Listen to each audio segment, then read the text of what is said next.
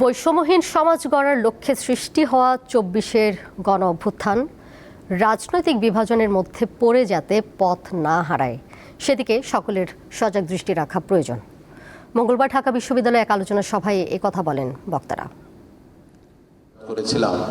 তখন তার সঙ্গে আমার দেখা জুলাই গণ অভ্যুত্থানের দ্বিতীয় বার্ষিকী উদযাপন উপলক্ষে মঙ্গলবার সকালে আলোচনা সভার আয়োজন করে ঢাকা বিশ্ববিদ্যালয়। ছাত্র শিক্ষক মিলনায়তনে অনুষ্ঠিত এই আলোচনা সভায় বিশ্ববিদ্যালয়ের শিক্ষার্থী এবং শহীদ পরিবারের সদস্যরা অংশ নেন।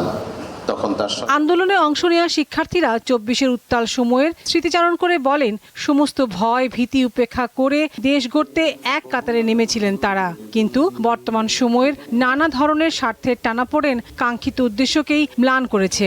আমার কাছে এখনো জুলাই কোনো পুরাতন ঘটনা নয়, আমি চোখ বন্ধ করলেই দেখতে পাই যে সেই সব দিনগুলো। আন্দোলনে নিহতদের স্বজনরা বলেন, যারা শহীদ ও আহত হয়েছে তাদের পরিবারের দিকে নজর দেওয়া জরুরি। এছাড়া নতুন করে যাতে কোনো ফ্যাসিস্ট মাথাচাড়া দিয়ে উঠতে না পারে সেজন্য দেশবাসীকে সতর্ক থাকতে হবে।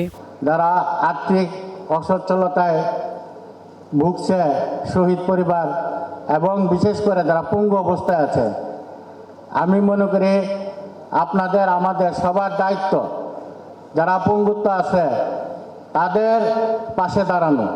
আজকে আমরা ২৪ পরবর্তী যে ব্যবস্থাটা দেখতে পাচ্ছি, বিভিন্ন শিক্ষা প্রতিষ্ঠানে এখন যে হানাহানি এক পক্ষ আরেক পক্ষকে ঘায়ল করার জন্য যেভাবে লিপ্ত হয়েছে, এই দিনটি দেখার জন্য কিন্তু আমরা প্রস্তুত ছিলাম না। এর আগে ঢাকা বিশ্ববিদ্যালয়ের মল চত্বরে জুলাই স্মৃতিস্তম্ভের ভিত্তিপ্রস্তর স্থাপন করেন বিশ্ববিদ্যালয়ের উপাচার্য। এ সময় তিনি বলেন, দীর্ঘদিনের জুলুম বঞ্চনা থেকে ২৪-এ মুক্তি পেয়েছিল দেশের মানুষ।